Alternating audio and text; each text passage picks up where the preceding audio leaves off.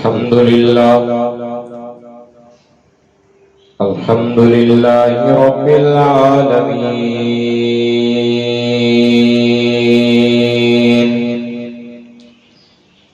والصلاة والسلام على سيد الأنبياء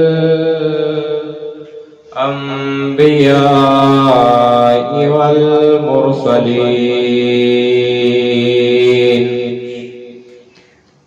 أما بعد، فأعوذ بالله من الشيطان الرجيم. بسم الله الرحمن الرحيم. رضي الله عنهم ورضوا عنه.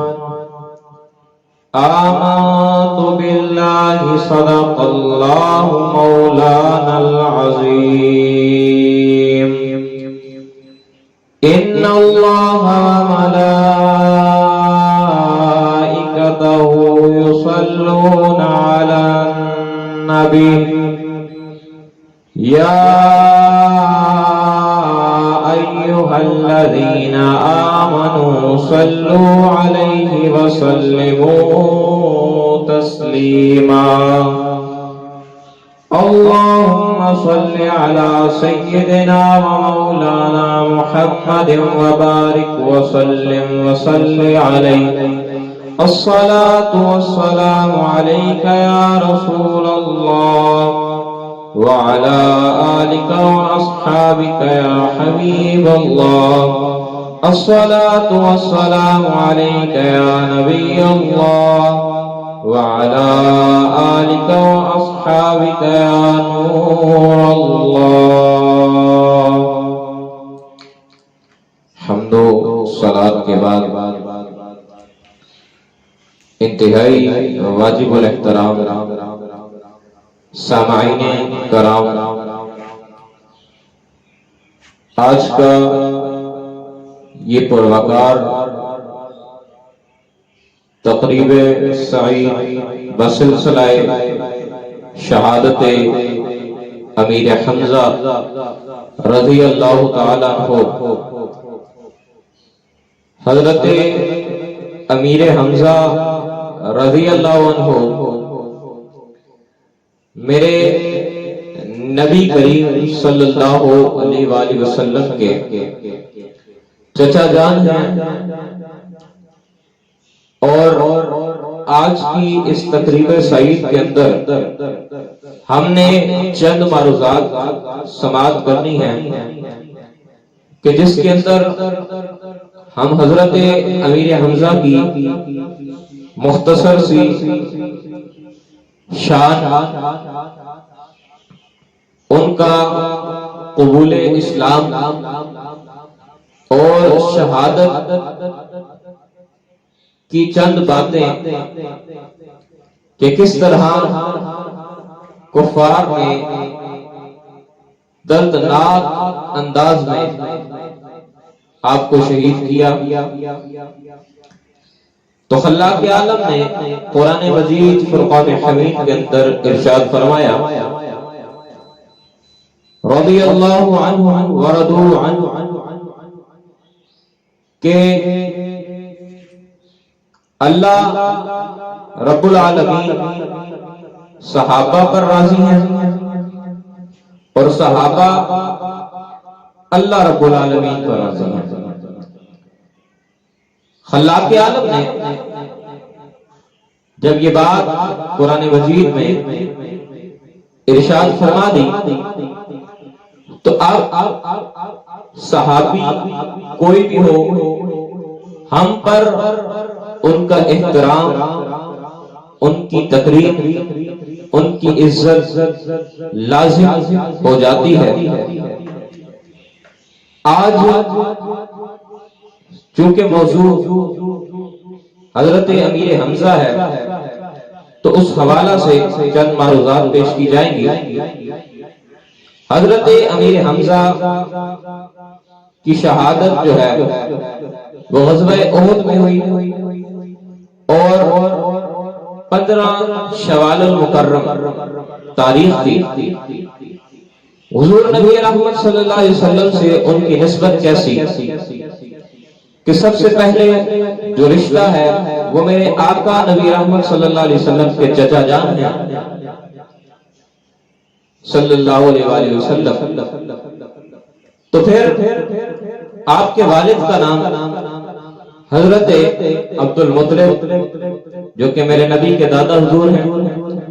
آپ کی والدہ کا نام حضرت حالہ، اور حضرت حالہ کا نبی علیہ السلام سے تعلق ایسا کہ جو حضرت امیر حمزہ کی والدہ واجدہ ہیں حضرت حالہ، وہ میرے نبی علیہ السلام کی والدہ سیدہ طیبہ طاہرہ راکعہ عابدہ جناب آمینہ آپ کی چچا زاد بہن ہیں. یعنی اس نسبت سے بھی حضرت امیر حمزہ میرے آقا نبی رحمت صلی اللہ علیہ وسلم سے واضح قربت رکھتے ہیں. اور پھر جناب حمزہ رضی اللہ عنہ میرے نبی کے دودھ شریک بھائی بھی بنتے ہیں کہ جن کا دودھ حضرت امیر حمزہ نے نوش فرمایا اسی باز عورت کا دودھ میرے آقا نبی رحمت صلی اللہ علیہ وسلم نے بھی نوش فرمایا. ان کا نام جناب صوبیہ رضی اللہ تعالی عنہا کہ جن کا دودھ حضرت امیر حمزہ نے بھی نوش کیا اور میرے آقا نبی رحمت صلی اللہ علیہ وسلم نے بھی نوش فرمایا. میرے آقا نبی رحمت صلی اللہ علیہ وسلم نے کئی القابات جناب امیر حمزہ کو عطا فرمائے. اب سوچئے کہ اگر کسی بندے کو لقب پیر سیال عطا کریں، کسی بندے کو لقب بولنے والے پیر عطا کریں، کسی کو لقب داتا علی حجویری عطا کریں، کسی کو لقب غوث اعظم عطا کریں، وہ اپنے مقدروں پہ ناز کرتا نظر آتا ہے. تو سامعین کرام اس ہستی کا مقام کیا ہوگا کہ جس کو لقب اس ہستی نے عطا فرمایا ہے جو نبیوں کے بھی نبی بن کے کائنات میں تشریف لے کے آئے ہیں. میرے آقا نبی رحمت صلی اللہ علیہ وسلم نے جناب امیر حمزہ کو جو لقبات عطا فرمائے ان میں سے پہلا لقب اسد اللہ یعنی اللہ کا شیر عطا فرمایا. دوسرا لقب عطا فرمایا اسد رسول اللہ یعنی رسول اللہ کا شیر. اور پھر میرے آقا نے جو تیسرا لقب عطا فرمایا سید الشہداء یعنی تمام شہداء کا سردار. آپ علیہ السلام نے حضرت امیر حمزہ کے متعلق فرمایا مجھے تمام چچاؤں میں جو سب سے بہتر چچا لگتے ہیں اس کا نام حضرت امیر حمزہ حضرت امیر حمزہ رضی اللہ تعالی عنہ. اور پھر میرے آقا نبی رحمت صلی اللہ علیہ وسلم حضرت امیر حمزہ سے بھی بڑا پیار کرتے اور حضرت امیر حمزہ جب کہ حالت کفر میں تھے اس وقت بھی حضرت امیر حمزہ آقا نبی رحمت صلی اللہ علیہ وسلم کی ذات سے بے پناہ محبت کیا کرتے. اور نقطہ یہ ہے کہ جب کوئی بندہ حالت کفر میں بھی کسی نبی اور بالخصوص میرے آقا نبی رحمت صلی اللہ علیہ وسلم سے محبت رکھتا ہے تو ایسا ہو ہی نہیں سکتا کہ کافر ہو کے مر جائے. اللہ اس کو توفیق کلمہ ضرور نصیب فرماتا ہے. تو حضرت امیر حمزہ کا ایمان لانے کا جو ایمان افروز واقعہ ہے ہم سماعت کرنے کی سعادت حاصل کرتے ہیں. آپ نبوت کے اعلان کے بعض نے لکھا 2 سال بعد اور بعض نے لکھا کہ 6 سال بعد. تو جو پکی اور مستند روایت ہمیں ملتی ہے وہ 6 سال بعد کی ملتی ہے جسے محدث دہلوی نے بھی نقل فرمایا. شاہ عبد الحق محدث دہلوی کہتے ہیں کہ 6 سال بعد نبوت کے اعلان کے آپ نے اسلام قبول کیا اور حضرت عمر سے 3 روز تک آپ ایمان لے کر آئے۔ اب ایمان لانے کا جو واقعہ ہے وہ بڑا ایمان افروز ہے۔ کیسے جی؟ کہ آپ ہمیشہ، آپ کا ایک معمول تھا کہ شکار پر جایا کرتے تھے۔ ایک دن شکار پر گئے اور میرے آقا نبی رحمت صلی اللہ علیہ وسلم ایک اونچی چوٹی پر تبلیغ فرما رہے ہیں۔ اب ذرا سوچئے گا کہ وہ لوگ کتنے خوش نصیب ہوں گے کہ جو میرے آقا نبی رحمت صلی اللہ علیہ وسلم کے سامنے بیٹھ کر میرے آقا نبی رحمت صلی اللہ علیہ وسلم کی باتیں سماعت کر رہے ہیں۔ اور پھر کوئی بندہ میرے جیسے مولوی سے حضور نبی رحمت صلی اللہ علیہ وسلم کی باتیں سنے، اس کا دل تو نبی علیہ الصلوۃ والسلام کی محبت سے معمور ہو جاتا ہے۔ اور پھر ان صحابہ کی شان کیا ہوگی کہ جو حضور نبی رحمت صلی اللہ علیہ وسلم کی زبان سے، میرے آقا نبی رحمت صلی اللہ علیہ وسلم کی وہ زبان کہ جس کو اللہ رب العالمین نے فرمایا ہو وما ينطق عن الهوى ان هو الا وحی یوحی، کہ اس نبی کی زبان سے اس وقت تک تو کوئی بات نکلتی ہی نہیں کہ جب تک اللہ رب العالمین کسی بات کا اعلان نہ فرما دے۔ اور پھر میرے آقا نبی رحمت صلی اللہ علیہ وآلہ وسلم نے حضرت امیر حمزہ سے پیار کیا۔ حضرت امیر حمزہ نے بھی میرے نبی سے پیار کیا۔ اب صحابہ کرام کو میرے نبی علیہ الصلوۃ والسلام واعظ فرما رہے ہیں، وہاں سے لائن دنیا ابو جہل کا گزر ہوا، اس نے کوئی ایسا جملہ بولا جس نے میرے نبی کے دل کو ایذا پہنچائی۔ میرے آقا نبی رحمت صلی اللہ علیہ وسلم کو ایذا پہنچی، تکلیف پہنچی۔ میرے آقا نبی رحمت صلی اللہ علیہ وسلم نے صبر فرمایا۔ اب جب صبر فرمایا تو ایک لونڈی بعد میں حضرت امیر حمزہ جب واپس آ رہے تھے راستے میں ملی، اور اس لونڈی نے حضرت امیر حمزہ کو بتایا کہ امیر حمزہ آپ کے جو بھتیجے ہیں نا حضرت محمد عربی صلی اللہ علیہ وسلم، ان کو آج ابو جہل نے ایذا پہنچائی ہے، تکلیف پہنچائی ہے اور دکھ پہنچایا ہے۔ تو حضرت امیر حمزہ کو طیش آیا، غصہ آیا، آپ سیدھا صحن کعبہ کے اندر گئے، اپنا جو آپ کے ہاتھ میں جو بھی چیز تھی آپ نے ابو جہل کے سر پر ماری، اور سر پر مارنے کے بعد اتنی زور سے اس کو لگی کہ اس کا سر پھٹ گیا۔ کفار مکہ آگے بڑھے اور آگے بڑھ کر انہوں نے حضرت امیر حمزہ پر حملہ کرنے کی کوشش کی، لیکن ابو جہل نے ان سب کو روکا کہ لوگوں تم امیر حمزہ کا مقابلہ نہیں کر سکتے۔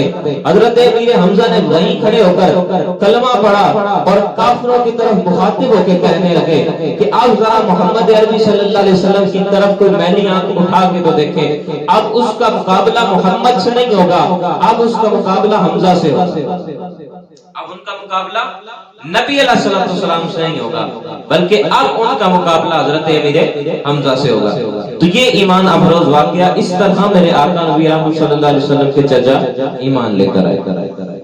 اور پھر جب ایمان لے آئے سیدھا در رسول پہ گئے اور کہا اے محمد صلی اللہ علیہ وسلم،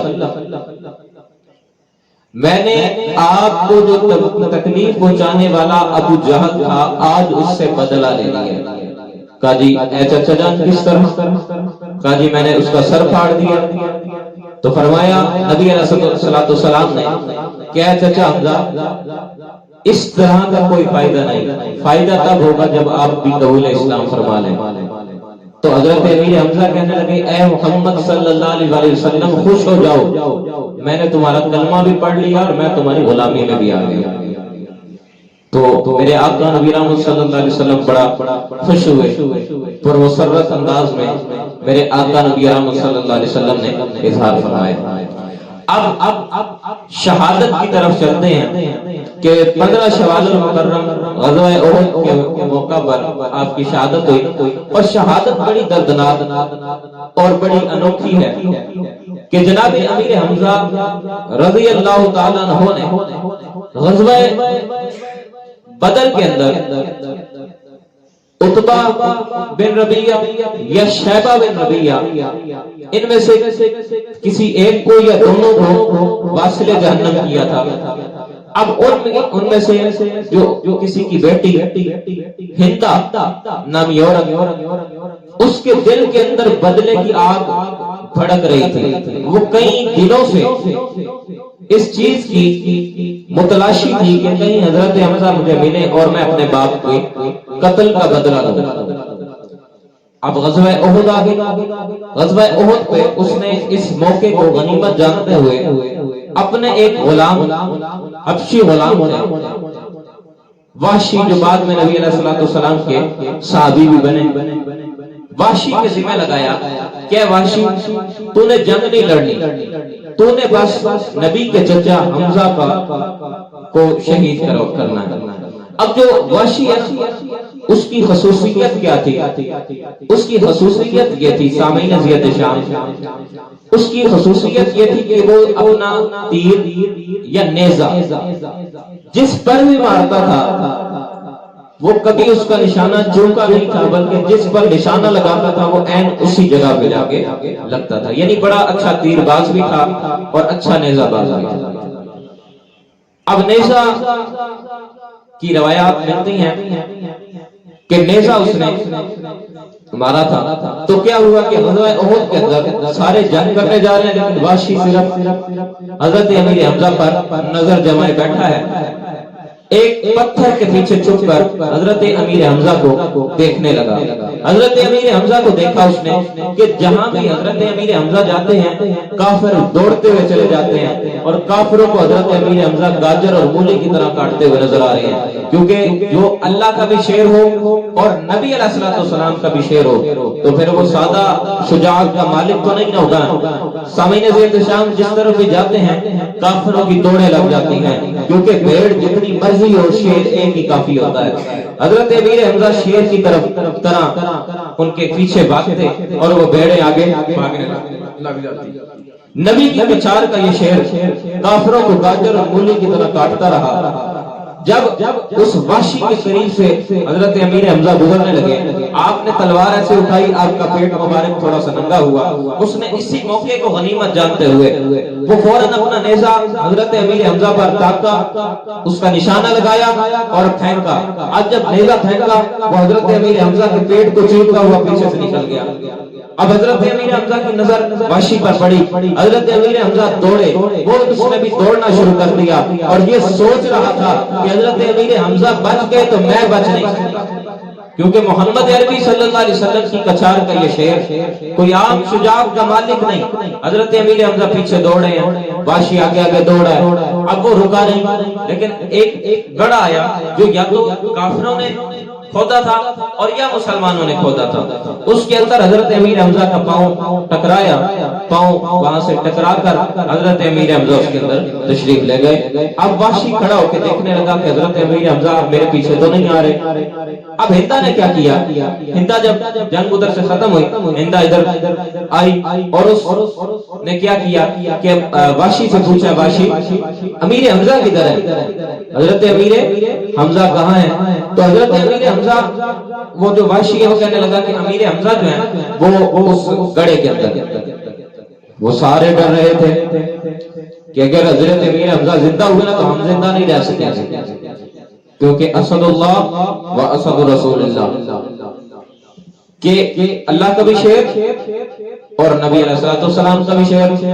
اب ہندا کافی دیر تک دیکھتی رہی، جب حرکت نہ محسوس ہوئی تو سمجھ گئی کہ شہید ہو گئے ہیں. آگے بڑھی، حضرت امیر حمزہ کا جسد اتھر نکالا اور جسد اتھر نکالنے کے بعد حضرت امیر حمزہ کا سب سے پہلے اس عورت نے، ظالم عورت نے کیا کہ حضرت امیر حمزہ کا ناک کاٹا، پھر حضرت امیر حمزہ کے ہونٹ کاٹے، پھر حضرت امیر حمزہ کی 10 کی 10 ہاتھ کی انگلیاں کاٹ دی، اور پھر پاؤں کی 10 کی 10 انگلیاں کاٹی، پھر سینہ چیرا اور پھر پیٹ چیرا.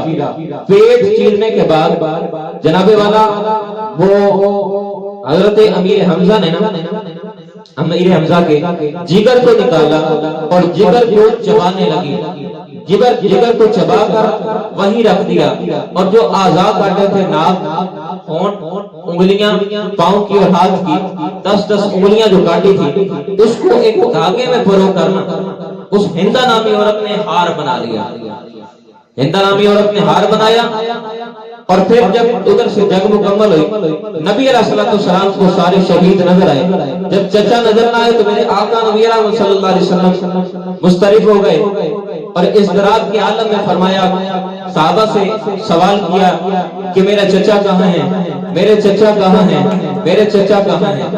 سید الشہداء کا لقب جس کو ملا، جناب امیر حمزہ کہاں ہے؟ حضرت علی کو کہا کہ اے علی جاؤ اور اپنا اور میرا چچا ڈھونڈ کے لاؤ۔ حضرت علی جب چلے ہیں، حضرت علی چلے اور اس گڑھے کے پاس گئے، اور اس گڑھے کے پاس جانے کے بعد حضرت امیر حمزہ کو دیکھا، حضرت امیر حمزہ کی یہ حالت دیکھی نہ گئی، روتے روتے واپس آئے، نبی علیہ الصلوۃ والسلام کے سینے کے ساتھ لگے، اور نبی علیہ الصلوۃ والسلام کے سینے کے ساتھ لگنے کے بعد جب الحق ہوئے، سارا ماجرا بتایا، میرے آقا کی آنکھوں میں آنسو آئے، میرے آقا نے فرمایا علی مجھے اس جگہ پر لے کے جاؤ جہاں پر حضرت امیر حمزہ کا جسد اثر پڑا ہے۔